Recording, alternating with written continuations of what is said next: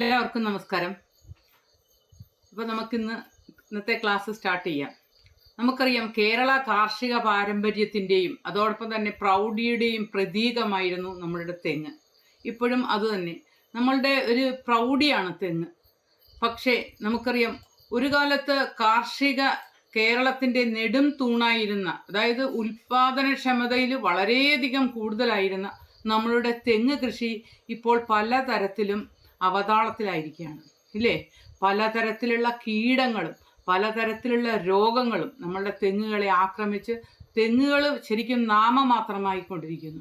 ഈ അവസരത്തിൽ നമുക്ക് ഏറ്റവും ചിലവ് ചുരുങ്ങിയ രീതിയിൽ, അതായത് ഏറ്റവും എളുപ്പമായ രീതിയിൽ, ഏറ്റവും സേഫ് ആയിട്ടുള്ള രീതിയിൽ തെങ്ങുകളെ രക്ഷിക്കുവാനായിട്ട്, തെങ്ങുകൾക്ക് രോഗങ്ങളും കീടങ്ങളും അകറ്റി തെങ്ങിന് നല്ല കായ്ഫലം ഉണ്ടാകുവാനായിട്ട് വർഷങ്ങളുടെ പ്രയത്നത്തിൻ്റെ ഫലമായി കണ്ടുപിടിച്ച ഒരു അമൂല്യ പ്രോഡക്റ്റാണ് SPC ഹോമിയോ അഗ്രോ കെയർ. അപ്പം നമുക്കറിയാം, തെങ്ങിനെ സംബന്ധിച്ച് ഒരുപാട് രോഗങ്ങളുണ്ട്. അതോടൊപ്പം തന്നെ പലതരത്തിലുള്ള കീടങ്ങൾ നേരത്തെ ഇത്രയൊന്നും ഉണ്ടായിരുന്നില്ല. പക്ഷേ ഇന്ന് ഈ രോഗങ്ങളെല്ലാം പെട്ടെന്ന് പെരുകി തെങ്ങിനെ ആക്രമിച്ചു കൊണ്ടിരിക്കുകയാണ്. അപ്പോൾ നമുക്ക് ഏതൊക്കെ രോഗങ്ങളാണ് ഇപ്പോൾ പ്രധാനമായിട്ടും തെങ്ങിനെ ആക്രമിക്കുന്നതെന്ന് നോക്കാം.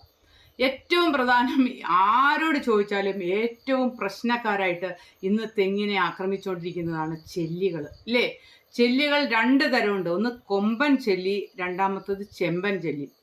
അതായത് കൊമ്പൻ ചെല്ലി എന്ന് പറഞ്ഞു കഴിഞ്ഞാൽ ശരിക്കും അത്ര ഉപദ്രവകാരികളല്ല. ആക്ച്വലി അത് തെങ്ങിൻ്റെ ഓലയുടെ കുറച്ച് മുകൾ ഭാഗത്താണ് അത് വന്ന് തിന്ന് നശിപ്പിക്കുന്നത്. മാത്രവുമല്ല, അവയെ മുട്ടയിടുന്നത് ജൈവാംശത്തിലാണ്. അതല്ലെങ്കിൽ നിങ്ങൾ ശ്രദ്ധിച്ചാൽ കാണാം, കോഴിക്കാഷ്ടമോ അതല്ലെങ്കിൽ ചാണകം ഉണങ്ങിയതോ ഒക്കെ അതുപോലെ ജൈവാംശം എവിടെയെങ്കിലും ഉണ്ടെങ്കിൽ അവിടെയാണ് ഇതുങ്ങൾ മുട്ടയിട്ട് അതിൻ്റെ മുട്ട പുഴുക്കളായിട്ട് വലിയ വലിയ പുഴുക്കളെ നിങ്ങൾ ശ്രദ്ധിച്ചു കാണും.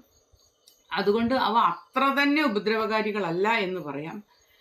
പക്ഷേ അതിൻ്റെ കൂടെയുള്ളതാണ് ചെമ്പൻ ചെല്ലി. ചെമ്പൻ ചെല്ലി എന്ന് പറഞ്ഞു കഴിഞ്ഞാൽ പലർക്കും ഈ ചെമ്പൻ ചെല്ലിയെക്കുറിച്ച് അറിവില്ല. പലപ്പോഴും എന്നോട് സംസാരിക്കുമ്പം ചിലർ പറയുന്ന, ഞങ്ങളുടെ തെങ്ങിൽ ചെല്ലി വന്ന് ആക്രമിക്കാറൊന്നുമില്ല, പക്ഷേ ഒരു കുഞ്ഞു വണ്ട് പോലത്തെ ഒരെണ്ണം വരുന്നുണ്ടെന്ന്.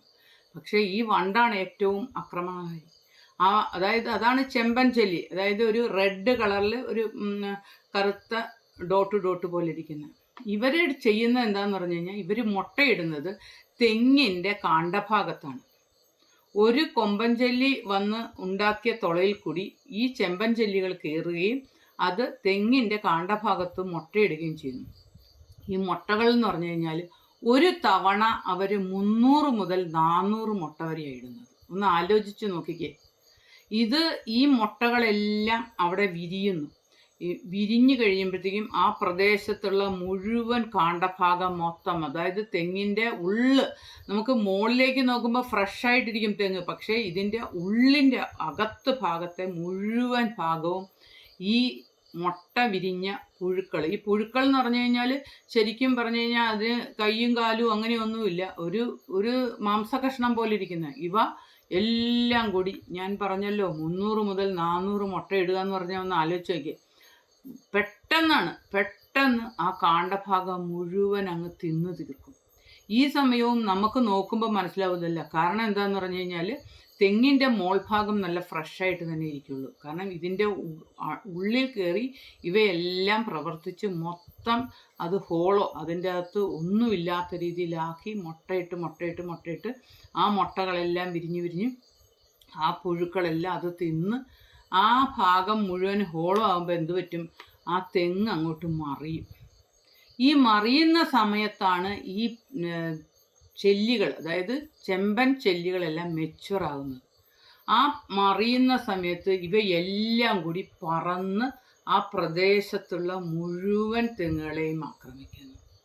ഇതാണ് ഈ ചെമ്പൻ ചെല്ലി കൊണ്ടുള്ള ഏറ്റവും വലിയ ദൂഷ്യം. ഭയങ്കര പ്രശ്നമാണിത്. പണ്ടൊക്കെ എന്ന് പറഞ്ഞു കഴിഞ്ഞാൽ പലതരത്തിലുള്ള ഈ നമ്മളുടെ പക്ഷികളുണ്ടായിരുന്നു, മരംകൊത്തികൾ, അതോടൊപ്പം തന്നെ ഉപ്പൻ, അതുപോലത്തെ പല പക്ഷികളും ഇവയെ തിന്നുമായിരുന്നു. ഇപ്പം ഇതൊന്നും നടക്കുന്നില്ല. ഏറ്റവും പ്രശ്നം ഇപ്പം ഇത് ആയതെങ്ങനെയാണെന്ന് പറഞ്ഞു കഴിഞ്ഞാൽ, നമ്മൾ ചാണകം, ഇപ്പം എല്ലാവരും തെങ്ങിന് കൊണ്ടിടുന്നത് എന്താണ്? ചാണകം. ഈ ചാണകം എന്ന് പറഞ്ഞു കഴിഞ്ഞാൽ ചാണകത്തിനകത്ത് മുഴുവൻ കൊമ്പൻ ചെല്ലിയുടെ മുട്ട കാണും. ഈ മുട്ട പെട്ടെന്ന് അങ്ങ് വിരിഞ്ഞു കഴിഞ്ഞിട്ട് അടിയിൽ കൂടെ തന്നെ ഒരു ഹോൾ ഉണ്ടാക്കി അവിടെ ചെന്ന് അവിടെ നശിപ്പിക്കാൻ തുടങ്ങും. ഈ കുഞ്ഞു ഹോൾ ഉണ്ടാക്കുന്നവരുടെ കൂടി തന്നെ ചെമ്പൻ ചെല്ലി കയറും. ശരിക്കും നമ്മൾ പലപ്പോഴും നോക്കുമ്പോൾ എല്ലാവരും പറയുന്ന ദൂരെ മുകളിലൊന്നും കാണാനില്ല, ഇത് അടിയിൽ കൂടിയാണ് കയറുന്നത്. ഏറ്റവും ഒരു പ്രധാന ബുദ്ധിമുട്ട് ഈ കോഴിക്കാഷ്ടവും അതുപോലെ തന്നെ ചാണകവും എല്ലാം കൊണ്ടയിടുമ്പോൾ അതിനകത്താണ് ഈ ഏറ്റവും കൂടുതൽ കൊമ്പൻ ചെല്ലിയുടെ മുട്ടയുണ്ട്. ഈ മുട്ട വിരിഞ്ഞ് അതൊന്ന് ആലോചിച്ച് നോക്കിയേ, അത് വിരിയുമ്പോൾ തന്നെ അതിന് നല്ല സൗകര്യം, പെട്ടെന്ന് കയറി ഇതുപോലെ. പിന്നെ നമ്മൾ ചാണകമോ കോഴിക്കാഷ്ടമോ എല്ലാം ഇടാൻ പാടില്ലെന്ന് നമ്മൾ പറയുന്നില്ല, വളരെ നല്ലതാണ്. കാരണം ജൈവാംശം എത്രത്തോളം തെങ്ങിന് കിട്ടുന്നു അത്രയും നല്ല. പക്ഷേ അത് ഇടുമ്പോൾ നമ്മൾ ഇടുക, അതായത് ട്രൈക്കോഡർമ സമ്പുഷ്ടീകരിക്കുക എന്ന്.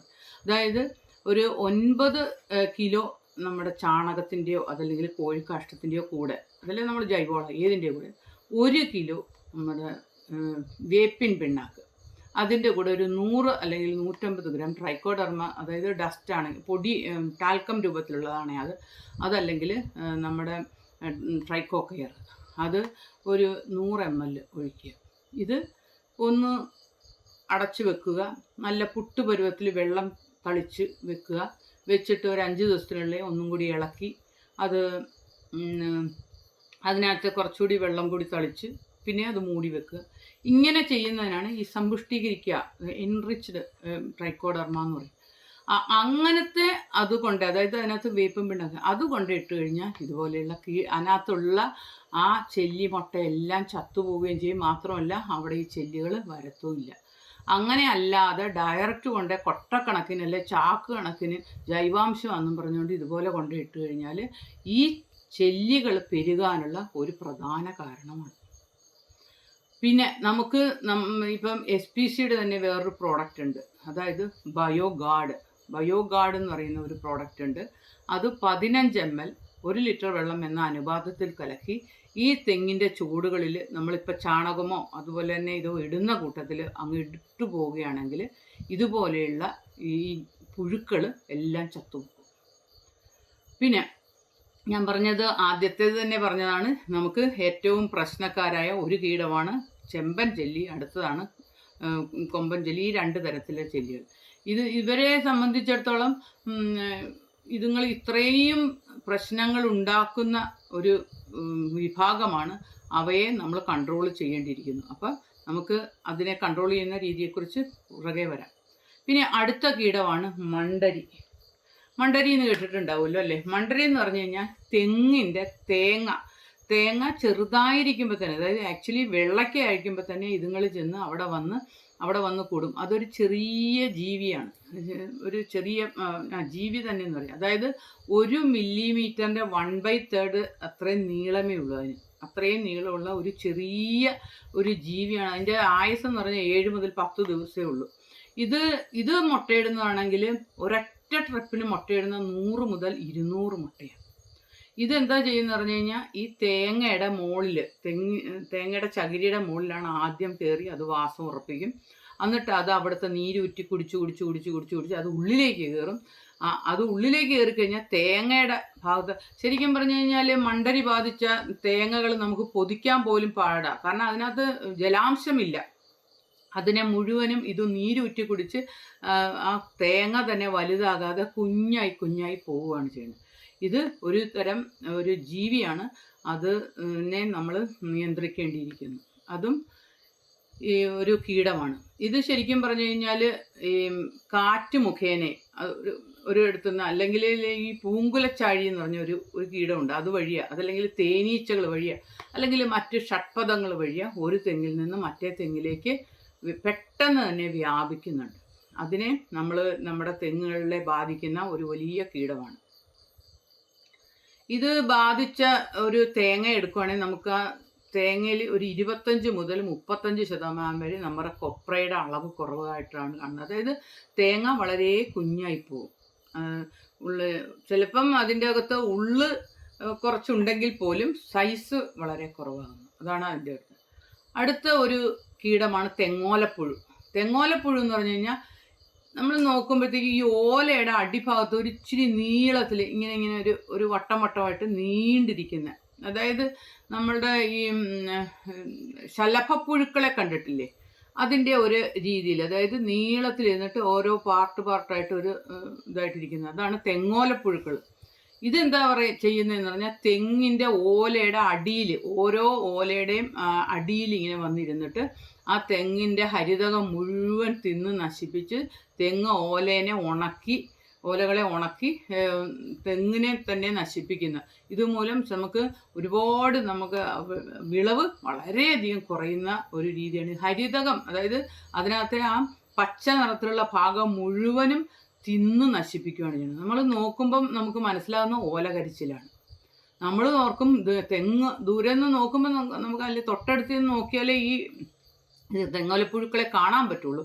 നമ്മൾ ദൂരെ നോക്കുമ്പോൾ ഓല കരിച്ചിൽ. അപ്പോൾ നമ്മൾ എല്ലാവരും ചോദിക്കുന്നത് ഞങ്ങളുടെ ഓല കരിയുന്ന പോലെ. പക്ഷേ പ്രശ്നം ഈ ഒരു കീടമാണ്. അടുത്തത് ഒരെണ്ണമാണ് വേരുതീനിപ്പുഴുക്കൾ.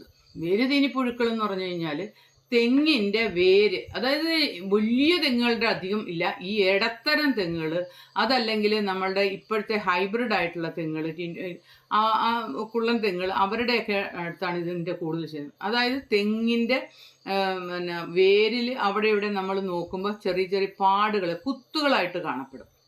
ഇത് ആ കുത്തുകളിൽ കൂടി ഈ വേരുതീനിപ്പുഴുക്കൾ അകത്ത് കയറിയിട്ട് അത് അവിടെ തിന്നും. ആ വേര് തിന്ന് ആ വേരിനെ ചീഞ്ഞ് നശിച്ച്, അതാണ് വേര് ചീഞ്ഞു പോവുക. അതിൻ്റെ പ്രധാനം വേര് ചീയൽ മൂലം നമുക്കറിയാം തെങ്ങ് പെട്ടെന്ന് ഇല മഞ്ഞളിക്കുകയും ചെയ്യും. അതോടൊപ്പം തന്നെ ഈ തെങ്ങിൻ്റെ മോൾ ഭാഗത്ത് വണ്ണം കുറഞ്ഞു വരുന്ന ഒരു രീതിയാണ് വരുന്നത്. അതാണ് നമുക്ക് ഇതുപോലെ വേരുതീനിപ്പുഴുക്കൾ വരുന്നത് കൊണ്ട്. അതുകൊണ്ട് ഈ തടി ശോഷിച്ചു വരും, അതോടൊപ്പം തന്നെ തെങ്ങ് മൊത്തത്തിൽ മഞ്ഞളിച്ചു വരും. അതൊക്കെയാണ് നമുക്ക് നമ്മൾ താഴെയാണ് പ്രശ്നം, വേരിനാണ് പ്രശ്നം, പക്ഷേ നമുക്ക് മുകളിലേ കാണാൻ പറ്റുള്ളൂ. അടുത്ത ഒരു ഇതാണ് പൂങ്കുലച്ചാഴി. പൂങ്കുലച്ചാഴി എന്ന് പറഞ്ഞു കഴിഞ്ഞാൽ വെള്ളയ്ക്ക ആയിരിക്കുമ്പോൾ തന്നെ ഒരു ചാഴിയാണത്. അത് അതിലെ ചെന്നിങ്ങനെ കുത്തി അതിൻ്റെ നീരൂറ്റി ഇങ്ങനെ കുടിക്കും. അപ്പോൾ എന്താ പറയുക, അത് കൂടുതലും ചെയ്യുന്നത് വെള്ളയ്ക്കകളിലാണ്, കുഞ്ഞു വെള്ളയ്ക്കകളില്ലേ. അപ്പോൾ ഈ പൂങ്കുലച്ചാഴികളിൽ ഇരുന്നിട്ട് ആ വെള്ളയ്ക്കയിലെ നീരൂറ്റി കുടിച്ചിട്ട് ആ വെള്ളയ്ക്ക പെട്ടെന്ന് അങ്ങ് പൊഴിഞ്ഞു വെള്ളയ്ക്കകൾ കുറേ അങ്ങ് പൊഴിഞ്ഞു, ചിലയിടത്തൊക്കെ മുഴുവനും പൊഴിഞ്ഞു പോകുന്നു. ഒരു പരിധിവരെ ഈ പൂങ്കുലച്ചാഴികൾ കയറുന്നതുണ്ട്. പിന്നെ അടുത്തതാണ് വെള്ളീച്ച. ശരിക്കും ഈ വെള്ളീച്ചകളൊക്കെ പണ്ട് ഒട്ടും ഒരു പ്രശ്നക്കാരായിരുന്നില്ല. പക്ഷേ ഈയിടെയായിട്ടാണ്, ഒരു 2 വർഷം 3 വർഷമായിട്ടാണ് ഈ വെള്ളീച്ച ഇത്രമാത്രം ദുരിതമായി മാറിയിരിക്കുന്നത് തെങ്ങിന്. ഈ വെള്ളീച്ചകൾ എന്താ ചെയ്യുന്നത് പറഞ്ഞു കഴിഞ്ഞാൽ ഈ തെങ്ങിൻ്റെ ഓലയുടെ അടിഭാഗത്ത് മുഴുവനും ഇങ്ങനെ ഓരോ വട്ടത്തിൽ ഗ്രൂപ്പായിട്ട് അത് മുട്ടയിട്ട് അത് ഇതായിട്ട് അവിടെ മൊത്തം പരന്ന് ആ തെങ്ങിൻ്റെ ഓലയിലെ ഹരിതകം മുഴുവൻ തിന്നു കഴിയുന്നു. മാത്രമല്ല ഈ വെള്ളീച്ചകളെ തിന്നുന്ന ഒരുതരം പൂപ്പലുണ്ട്, അത് വന്നിട്ട് മോൾഡ്, അത് കഴിഞ്ഞിട്ട് അത് മുകളിൽ വന്നിട്ട് ഈ ഓലയുടെ മുകളിൽ കറുത്ത നിറമായിട്ട് വരും. അതായത് ഈ വെള്ളീച്ചകൾ ഉള്ളിടത്തെല്ലാം അതും ശ്രദ്ധിച്ചിട്ടുണ്ടാവും. അപ്പോൾ എന്താ കുഴപ്പമെന്ന് പറഞ്ഞു കഴിഞ്ഞാൽ തെങ്ങോല കരിയുന്നു, അതോടൊപ്പം തന്നെ ഹരിതകം നഷ്ടപ്പെടുന്നു, പച്ച നിറം നഷ്ടപ്പെട്ട് തെങ്ങ് ഓലകളുടെ മുകളിൽ ഒരു കറുപ്പ് നിറം വരികയും തെങ്ങിന് ശരിക്കും ആരോഗ്യം നഷ്ടപ്പെട്ട് വിളവ് നഷ്ടപ്പെടുകയും ചെയ്യുന്നതാണ് ഈ വെള്ളീച്ചകൾ ഇപ്പം വലിയ പ്രശ്നമായിട്ടുണ്ട്. അതിനൊക്കെ നമ്മളുടെ ബയോഗാർഡ് വളരെ എഫക്റ്റീവാണ് കേട്ടോ. പിന്നെ അടുത്തത് ഈ വേരുകളെ തന്നെ നശിപ്പിക്കുന്ന വേറൊന്നുണ്ട്, നിമാവിരകൾ.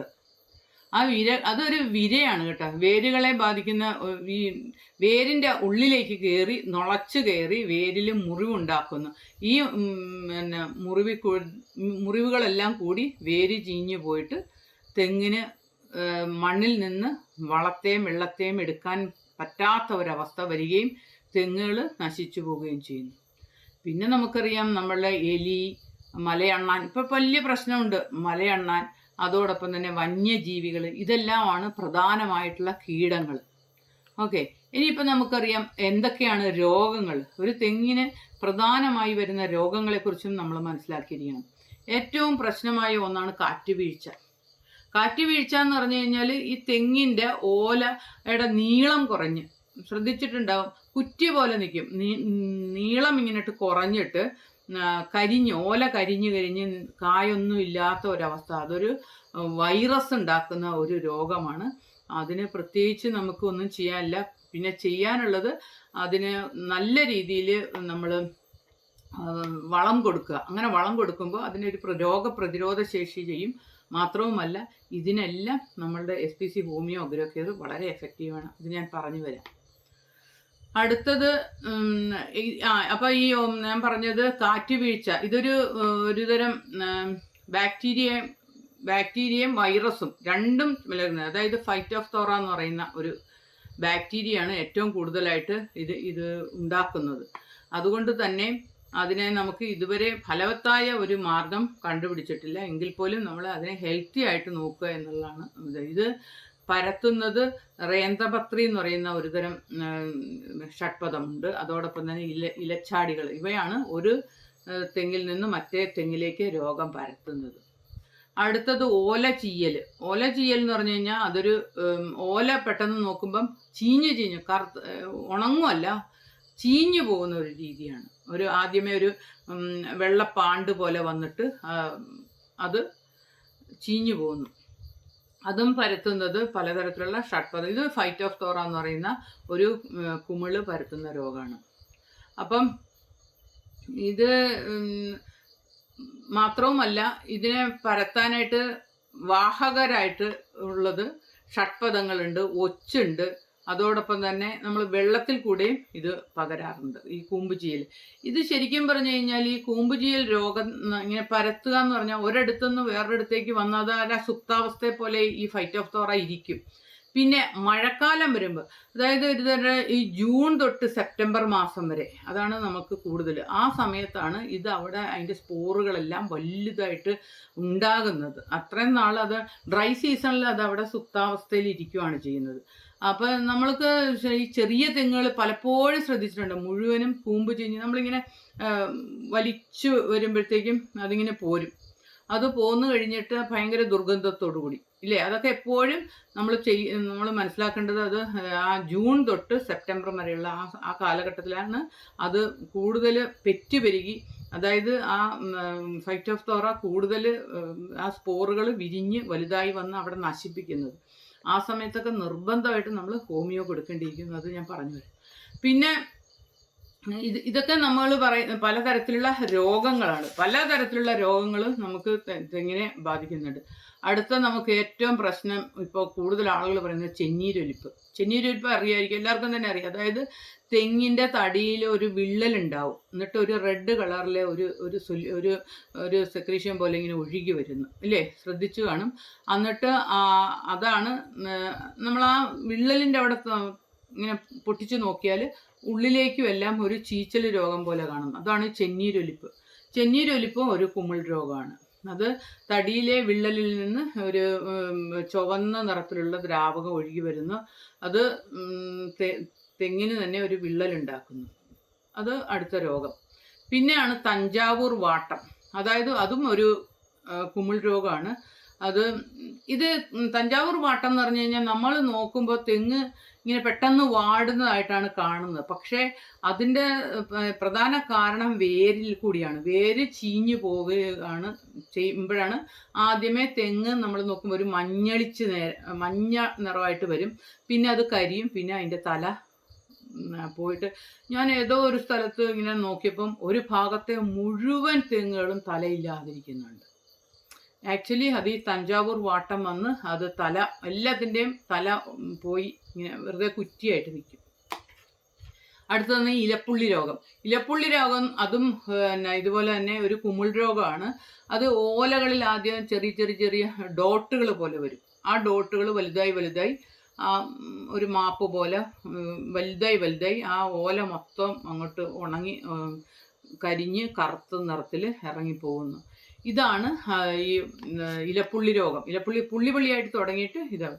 അപ്പോൾ ഇത്രയും രോഗങ്ങളാണ് ഏതാണ്ട് നമ്മുടെ തെങ്ങുകളെ ബാധിക്കുന്ന പ്രധാന രോഗങ്ങൾ.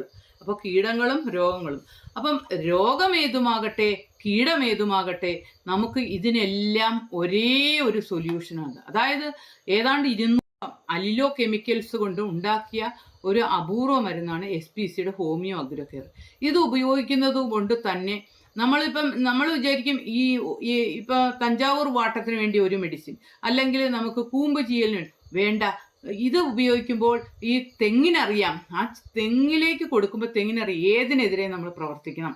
കീടത്തിനെതിരെയാണോ, രോഗത്തിനെതിരെയാണോ, അത് എത്ര ഡോസ് വേണം, എത്ര ഇൻ്റർവെല്ലിൽ വേണം, ഇതെല്ലാം നമ്മൾ ഈ ഒരൊറ്റ ഒരു കെയർ മാത്രം കൊടുക്കുമ്പോൾ ചെടിക്ക് തന്നെ അത് അതിന് വേണ്ട അലിലോ കെമിക്കൽ അത് ഉൽപ്പാദിപ്പിക്കുന്നു. അതാണ് നമ്മൾ കൊടുക്കുന്ന ഈ 200-ലധികം കോമ്പൗണ്ട് ഉള്ള ഈ അലിലോ കെമിക്കലിൻ്റെ കോമ്പൗണ്ട് ഉള്ള, അതായത് ഏതാണ്ട് 10-25 വർഷത്തോളം റിസർച്ച് ചെയ്ത് ഡോക്ടർ കണ്ടുപിടിച്ച ഈ പ്രോഡക്റ്റ് ഉപയോഗിക്കുന്നതുകൊണ്ടുള്ള ഗുണം.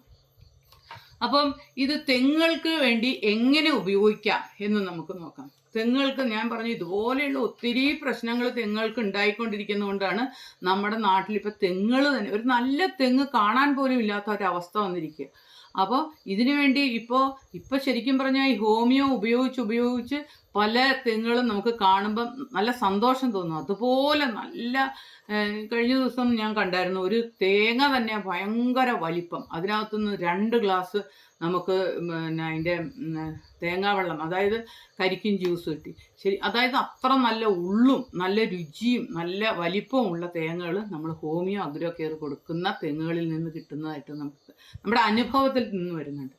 അപ്പം ഞാനിപ്പോൾ പറഞ്ഞു വന്നത്, അപ്പോൾ എങ്ങനെയാണ് നമുക്ക് ഈ SPCയുടെ ഹോമിയോ അഗ്രോ കെയർ തെങ്ങുകൾക്ക് കൊടുക്കുന്നതെന്ന് നോക്കാം. ആദ്യമായിട്ട് നമ്മളൊരു തെങ്ങ്, ഇപ്പം നമുക്കറിയാം എല്ലാവരും തന്നെ തെങ്ങുകൾ വാങ്ങിയിട്ടാണ് കൊണ്ടുവെക്കുന്നത് അല്ലേ. അപ്പോൾ തെങ്ങ് നമ്മൾ ഒരിടത്തുനിന്ന് വാങ്ങി വീട്ടിൽ കൊണ്ടുവരുന്നു.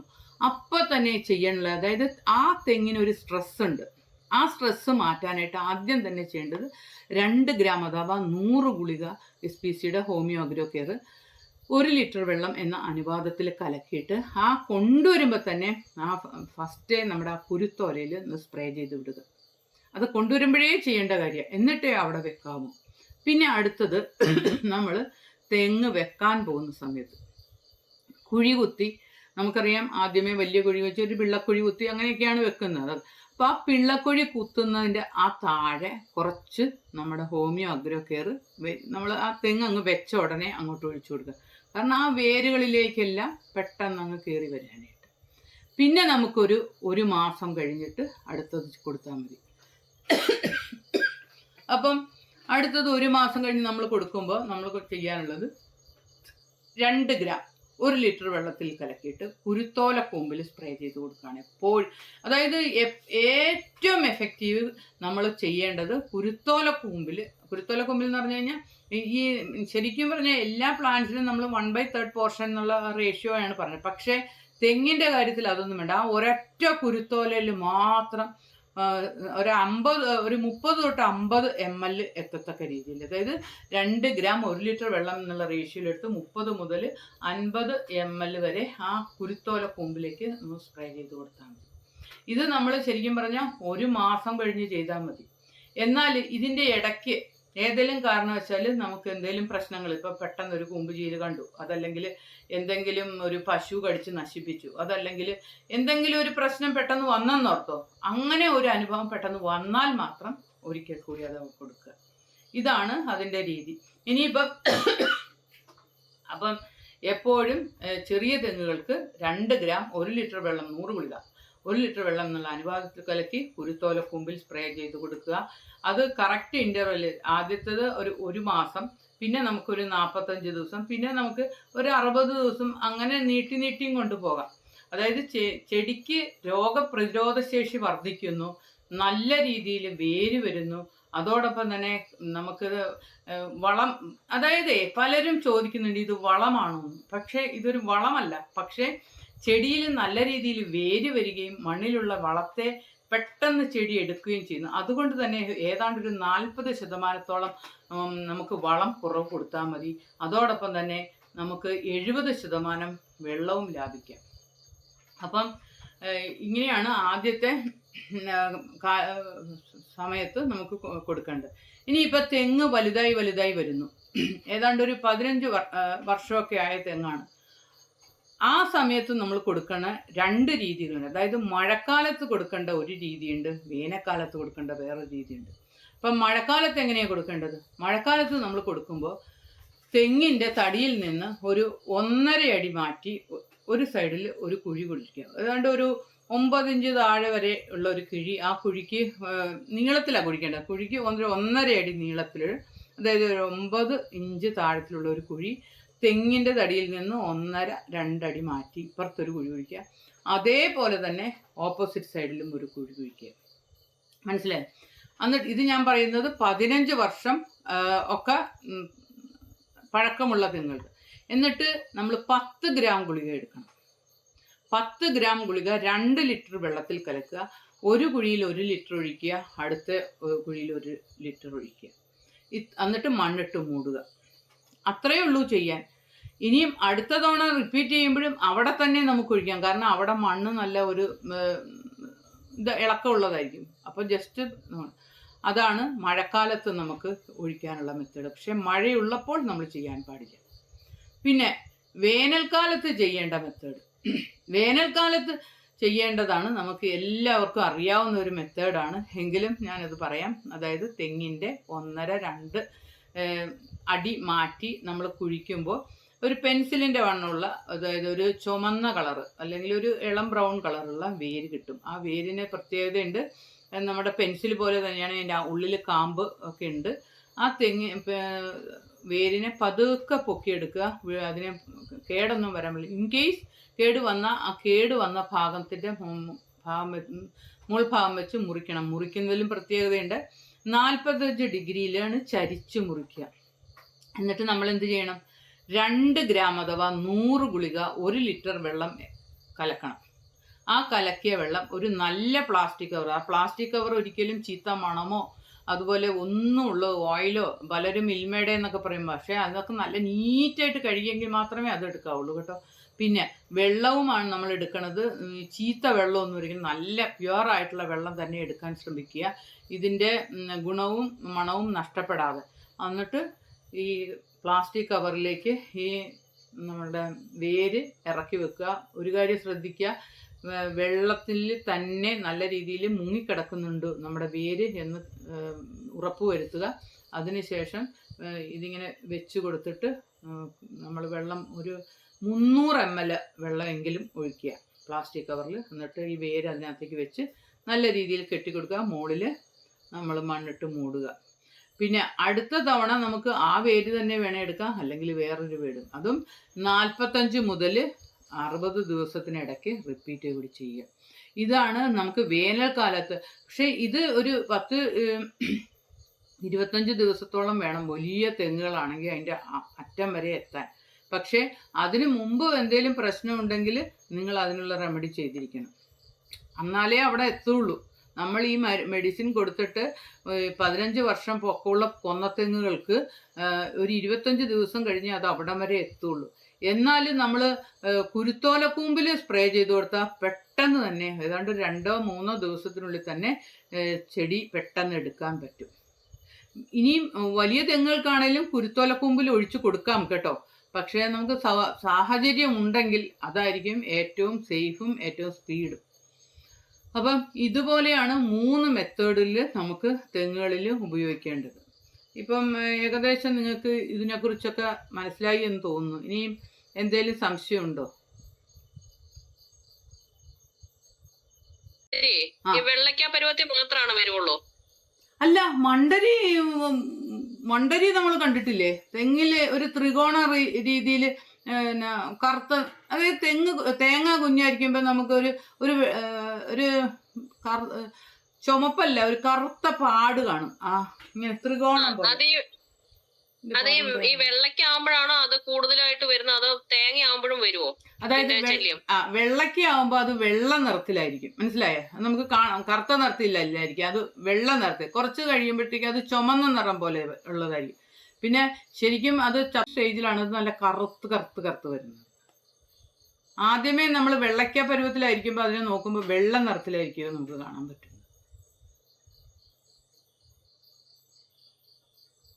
പൂങ്കുലച്ചാഴി എന്ന് പറഞ്ഞു കഴിഞ്ഞാൽ വേറെ സാധനം, വലുതാ. വലിയൊരു സാധനം. കൊതുക് പോലെ ഇരിക്കും കണ്ടാൽ, പക്ഷെ അതിനേലും ഇച്ചിരി നല്ല ഒരുവിധം വലിപ്പമുണ്ട്. അത് അതിൻ്റെ ആ കൊമ്പ് കൊണ്ട് ഇങ്ങനെ കുത്തി നീര് വലിച്ചു കുടിക്കുകയാണ് ചെയ്യുന്നത്. ചാഴിയില്ലേ, ചാഴിയുടെ തന്നെ വലിയ ഒരു തരത്തിന്. ചാഴി കണ്ടിട്ടില്ലേ? ചാഴി കണ്ടിട്ടുണ്ട്. ആ, അപ്പോൾ ചാഴി പോലെ ഇരിക്കും, അതിനേലും കുറച്ചുകൂടി വലിപ്പമുണ്ട്. കേൾക്കാൻ പറ്റുന്നുണ്ടോ? ആ, പറ്റുന്നുണ്ട് സാർ. മാഡം, ഈ ഹോമിയോ അഗ്രോ കെയറിന്റെ എന്നോട് കുറെ കർഷകര് സമീപിച്ചിട്ട് ഈ തെങ്ങിന്റെ ഈ കുച്ചങ്ങ, അതായത് ചെറിയ തേങ്ങ കൂമ്പ് വിരിഞ്ഞ ഉടനെ അത് കൊഴിഞ്ഞു പോകുന്ന ഒരു പ്രതിഭാസമുണ്ട്. ബാക്കി വിവരങ്ങളെല്ലാം മാഡം പറഞ്ഞത് ഞാൻ ശ്രദ്ധിച്ചായിരുന്നു, ബാക്കി രോഗങ്ങളും മറ്റു വിഷയങ്ങളും ഒക്കെ. അപ്പോഴാ അത്തരം തെങ്ങുകളില് അതിപ്പോ ഒരു 10-15 വർഷം പഴക്കമുള്ള തടി വെച്ച വലിയ തെങ്ങാണ്. അതിന് ഈ കുഞ്ഞു തെങ്ങിന് ഉപയോഗിക്കും കണക്ക് പിന്നെ അതിന്റെ കുരുത്തോല കുരുന്നില് മരുന്ന് ഒഴിച്ചു കൊടുത്താൽ ഫലപ്രദമാവോ? അതിന്റെ അങ്ങനെ ഒഴിക്കണമെങ്കിൽ അതിന്റെ അളവ് എത്രയാണ് അതെന്നാണ് അറിയാൻ. ഫലപ്രദമാവും. അതായത് അതിന്റെ 2 ഗ്രാം 1 ലിറ്റർ വെള്ളം എന്നുള്ള റേഷ്യോയില്, പക്ഷെ നമുക്ക് കുറച്ചുകൂടി ഒരു 1/2 ലിറ്ററിലും നമുക്ക് സ്പ്രേ ചെയ്ത് കൊടുക്കാം. പക്ഷേ മുകളിൽ കയറുമ്പോൾ കുറച്ച് വേസ്റ്റായി പോകുന്നുണ്ട്. ഒരു 1 ലിറ്റർ ഒഴിച്ചാലും കുഴപ്പമൊന്നുമില്ല. നമുക്ക് ആ കുരുത്തോല ഉണ്ടല്ലോ, മുകളിൽ സ്പ്രേ ചെയ്യാൻ പറ്റുമെങ്കിൽ ആ കുരുത്തോലിൽ, കാരണം നമ്മൾ അങ്ങനെ ചെയ്യുമ്പോൾ കുറച്ചൊക്കെ വേസ്റ്റായി പോകും. നമുക്ക് അതുകൊണ്ട് 1 ലിറ്ററോളം നമുക്ക് ആ കുരുത്തോലയിൽ സ്പ്രേ ചെയ്ത് കൊടുത്താൽ മതി. പക്ഷെ കുറെ വേസ്റ്റ് ആവുന്നതുകൊണ്ടാണ് നമ്മൾ 1 ലിറ്റർ എന്ന് പറയുന്നത്. സാറിന് മനസ്സിലായോ? മാഡം, അത് സ്പ്രേ ചെയ്യുന്നതിന് പകരം കുരുത്തോല കുരുന്നില് ഒഴിച്ചു കൊടുത്താൽ മതിയല്ലോ. നമ്മള് ബോട്ടിൽ മിക്സ് ചെയ്തിട്ട് കുരുത്തോല കുരുന്നിൽ ഒഴിച്ചു കൊടുത്താൽ മതിയാവുമല്ലോ. ഒഴിച്ചാലും മതി. ഏറ്റവും എഫക്റ്റീവ് സ്പ്രേ ചെയ്യുന്ന, എന്നാൽ ഒഴിച്ചാലും മതി. ഒഴിച്ചാൽ എന്താ ഗുണം എന്ന് പറഞ്ഞു കഴിഞ്ഞാല് പെട്ടെന്ന് എഫക്റ്റ് കിട്ടും. മറ്റേത് ഞാൻ പറഞ്ഞില്ലേ, സമയം എടുക്കും.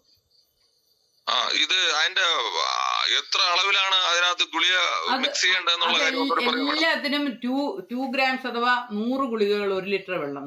അതെല്ലാത്തിനും അങ്ങനെ തന്നെയാണ്.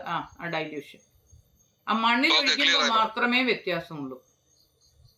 Okay, thank you. അതും ക്ലിയർ ആയിട്ടുണ്ട്. Okay, thank you. പൂത്തുന്ന സമയത്തൊക്കെയാണെന്നുള്ളൂ, പൂക്കാൻ തുടങ്ങുന്ന സമയത്തൊക്കെ ഈ ഹോമിയോ അടിച്ചു. പക്ഷെ അന്നേരത്തിന് കുറച്ച് മഴ വന്ന് പൂവൊക്കെ ചാടിപ്പോയി.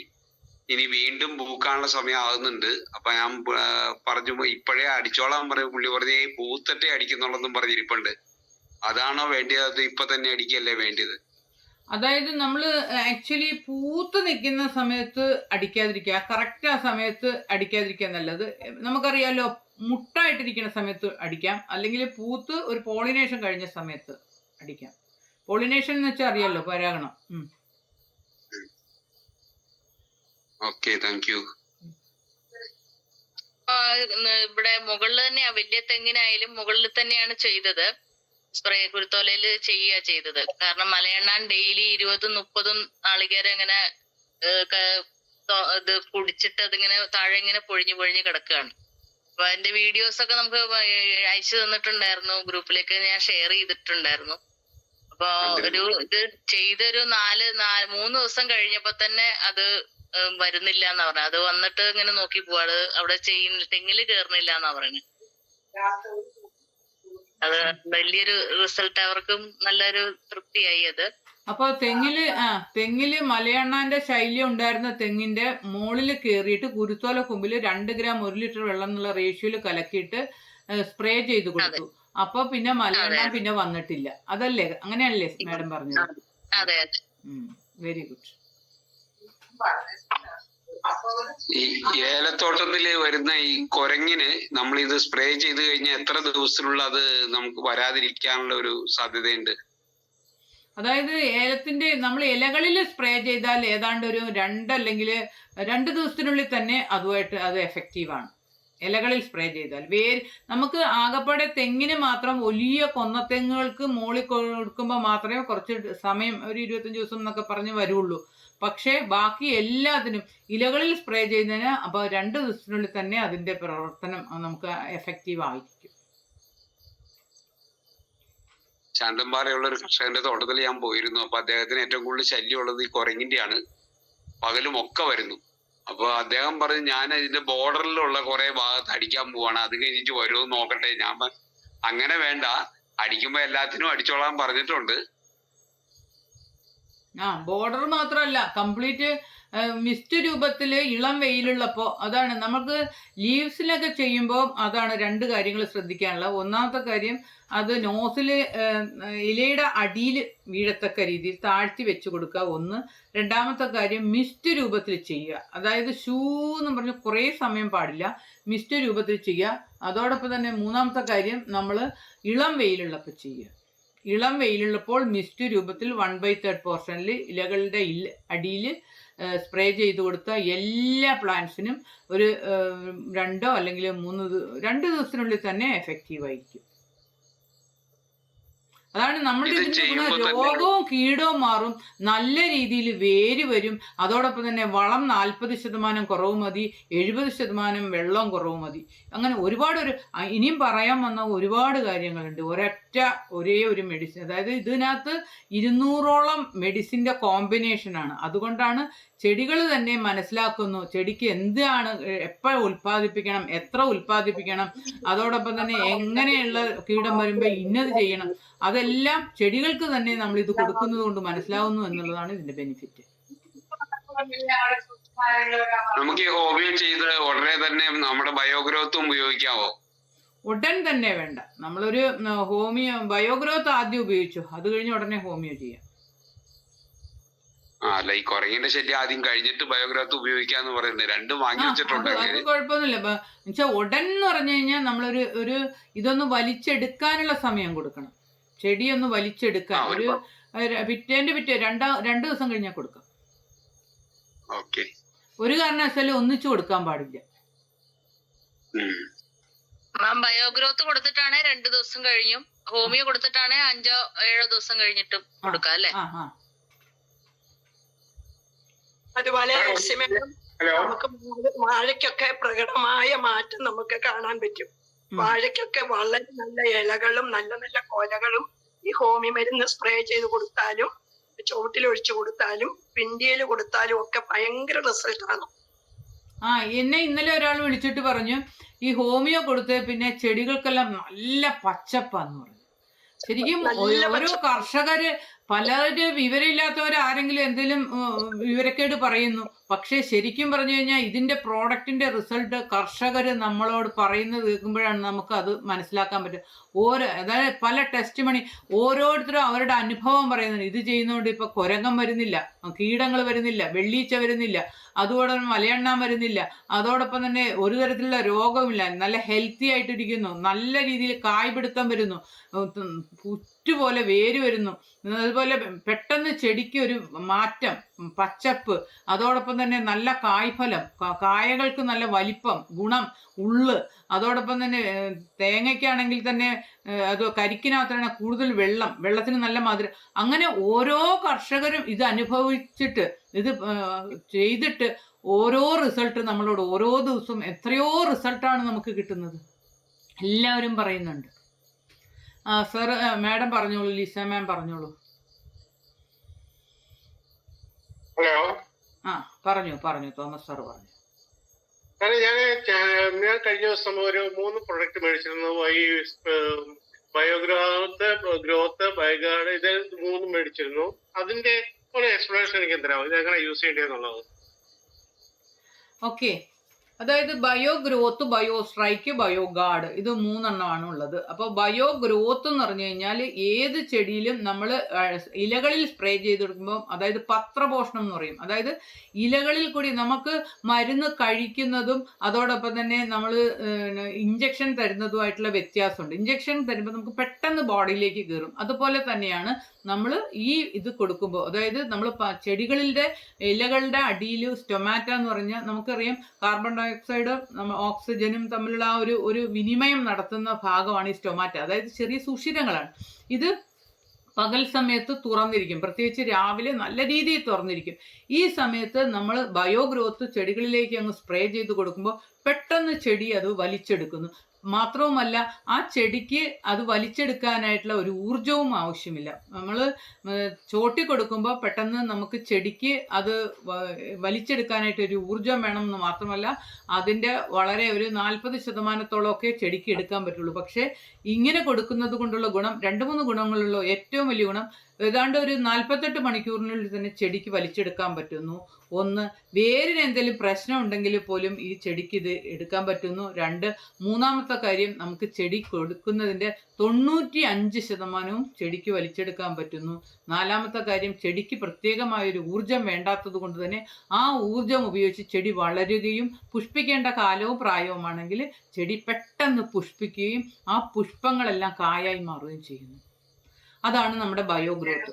ഈ ബയോഗ്രോത്ത് കൊടുക്കുമ്പോൾ നമുക്കറിയാം, ഞാൻ നേരത്തെ പറഞ്ഞ പോലെ പെട്ടെന്ന് ചെടി പുഷ്പിക്കുവോ അല്ലെങ്കിൽ പെട്ടെന്ന് ചെടി വളരുവോ അല്ലെങ്കിൽ ചെടികളുടെ തണ്ടിന് വണ്ണം വെക്കുവോ അങ്ങനെയെല്ലാം ചെയ്യുന്നു. ആ സമയത്ത് നമ്മൾ പ്രത്യേകിച്ച് ജൈവം ആയതുകൊണ്ട് തന്നെ പലതരത്തിലുള്ള കീടങ്ങളും അതിനെ ആക്രമിക്കാൻ വരും.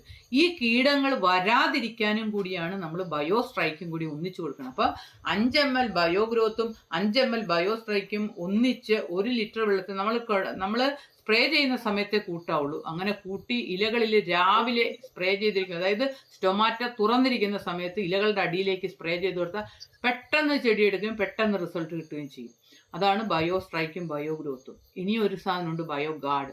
ബയോ ഗാർഡ് എന്ന് പറഞ്ഞു കഴിഞ്ഞാൽ ശരിക്കും 3 തരം കോംബോയാണ്, അതായത് 3 പ്രോഡക്റ്റുകൾ, അതായത് ബിവേറിയ ബാസിയാന എന്ന് പറയും, വെർട്ടിസീലിയം ലെക്കാനി, മെറ്റാറൈസിയം. ഇത് 3ഉം ജീവാണുക്കളാണ്. ഒന്ന്, നമുക്ക് ചെടികളിൽ വരുന്ന എല്ലാ തരത്തിലുള്ള സക്കിംഗ് പെസ്റ്റ്, അതായത് നീരൂറ്റി കുടിക്കുന്ന എല്ലാ പെസ്റ്റുകൾക്കും കീടങ്ങൾക്കും എതിരെ പ്രവർത്തിക്കുന്നതാണ് വെർട്ടിസീലിയം. അതോടൊപ്പം തന്നെ ബിവേറിയ ബാസിയാന, ചെടികളിൽ കടിച്ചു തിന്നുന്ന എല്ലാ ജീവികളും, അതോടൊപ്പം തന്നെ തണ്ട് തുരപ്പൻ, അതുപോലെയുള്ള നമുക്ക് വലിയ വലിയ ജീവികളുണ്ട്, ഈ ശലഭ പുഴുക്കൾ, ഇവയെല്ലാം എല്ലാം നശിപ്പിക്കുകയാണ് ചെയ്യുന്നത്. അതാണ് നമ്മുടെ രണ്ടാമത്തെ ബിവേർ. ഇനിയും അടുത്തതുണ്ട് മെറ്റാറൈസിയം. മെറ്റാറൈസിയം വേര് തീനിപ്പുഴുക്കൾ, ചിതല്, അതുപോലെ മണ്ണിൽ കൂടി വളരുന്ന എല്ലാ കീടങ്ങൾക്കെതിരെയുമുള്ളതാണ്. അപ്പം ഇതെല്ലാം കൂടിയുള്ള ഒരു കോംബോയാണ് നമ്മുടെ ബയോഗാർഡ്. ഇത് 15 ml വേണം 1 ലിറ്റർ വെള്ളത്തിലല്ല, ബയോ സ്ട്രൈക്കിൻ്റെ കൂടെ കൊടുക്കുന്നതാണ് കൂടുതൽ എഫക്റ്റീവ്. അപ്പോൾ 5 ml ബയോ സ്ട്രൈക്കും 15 ml ബയോഗാർഡും കൂടി കീടത്തിനെ കണ്ട കീടത്തിൻ്റെ മേത്ത് വീഴത്തക്ക രീതിയിൽ സ്പ്രേ ചെയ്യുക. മനസ്സിലായോ സാറേ?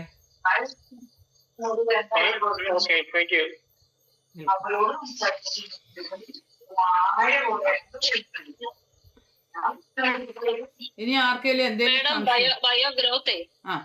ബയോഗ്രോത്ത് നെൽകൃഷിക്ക് എത്ര ദിവസം കഴിഞ്ഞ് കൊടുക്കാം? ഓക്കെ, അതൊരു ഇമ്പോർട്ടൻ്റ് ആയിട്ടുള്ള ചോദ്യമാണ്.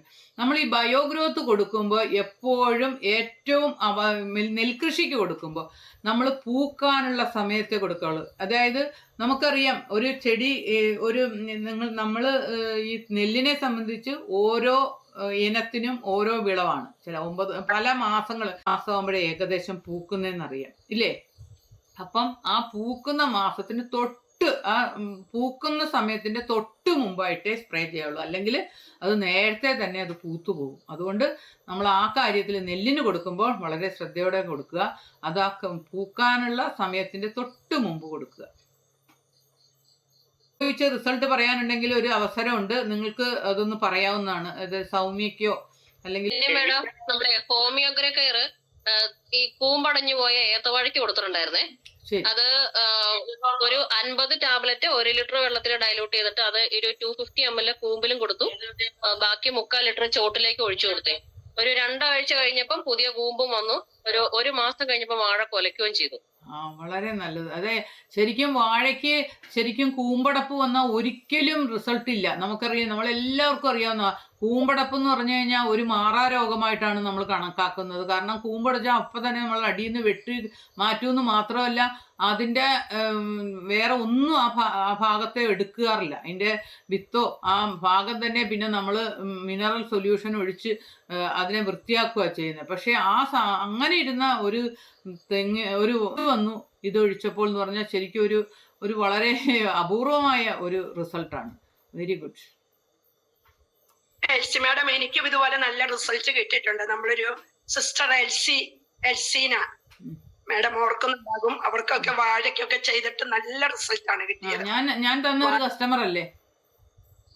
അതെ, വളരെ നല്ല റിസൾട്ടാണ്. വാഴയൊക്കെ നിൽക്കുന്നത് കാണണം, നല്ല പച്ചപ്പാണ്, ഇലകളൊക്കെ കാണണം. നമുക്ക് പ്രകടമായ മാറ്റം നമുക്ക് വ്യക്തമായിട്ട് മനസ്സിലാവും. എല്ലാ കർഷകരും അത് സിസ്റ്റമാറ്റിക് ആയിട്ട് ഉപയോഗിക്കുകയാണ് എങ്കിൽ തീർച്ചയായിട്ടും റിസൾട്ട് ഉണ്ട് എല്ലാ ഫീൽഡിലും. അതെ, അതായത് ശരിക്കും പറഞ്ഞാൽ ഇതിന്റെ പ്രത്യേകത എന്താന്ന് പറഞ്ഞാൽ നമുക്ക് ഉപയോഗിക്കാൻ എളുപ്പമാണ്, വളരെ കുറച്ച് പൈസ മതി, അതോടൊപ്പം തന്നെ വളരെ സേഫുമാണ്. വളരെ സേഫ്. ശരിക്കും ഇത് അദ്ദേഹം കണ്ടുപിടിച്ച അദ്ദേഹത്തിനോട് നമുക്ക് എല്ലാവരും സ്തുതി പറയണം. കാരണം അത്രയ്ക്ക് ഇത്രയും ഒരു ചെറിയ ഒരു കാര്യം കൊണ്ട് ഇത്ര നല്ല റിസൾട്ട് കിട്ടുന്നത് വലിയ കാര്യം തന്നെ. പൂര് നമ്മള് ഒരു കവുങ്ങിന് കൊടുത്തിട്ടുണ്ടായിരുന്നു, അത് കൂമ്പടഞ്ഞു പോയേക്കുന്നായിരുന്നേ. അതിന് ഇതുപോലെ നമ്മള് കൂമ്പിലേക്ക് ഒഴിച്ചു കൊടുക്കാൻ പറഞ്ഞ അവരത് ചെയ്തിട്ട് ഒരു 3-4 മാസം കഴിഞ്ഞപ്പം ആ പഴയ കവുങ്ങ് ആണെന്നേ പറയില്ലായിരുന്നു, അത്ര ഒരു റിസൾട്ട്. അതെ അതെ, അതായത് പല കസ്റ്റമേഴ്സും അവർക്ക് തന്നെ അത്ഭുതമായിട്ട് നമ്മളോട് പറയും. പക്ഷേ വേറെ ചില കസ്റ്റമേഴ്സ് അവർ അത് ഒളിച്ചു വെക്കും. ശരിക്കും പറഞ്ഞു കഴിഞ്ഞാൽ നിങ്ങൾ കിട്ടുന്ന അനുഭവങ്ങൾ മറ്റുള്ളവരുമായി പങ്കുവയ്ക്കുക. കാരണം അത് മറ്റുള്ളവർക്കും അതൊരു ഉപകാരമായിരിക്കും എന്നാണ് എൻ്റെ അഭിപ്രായം. നിർത്തിയാലോ? എന്നാൽ പ്രത്യേകിച്ച് ഇനിയിപ്പോൾ ആർക്കും ഒന്നും പറയാനില്ലല്ലോ. Okay, thank you. ഓക്കെ.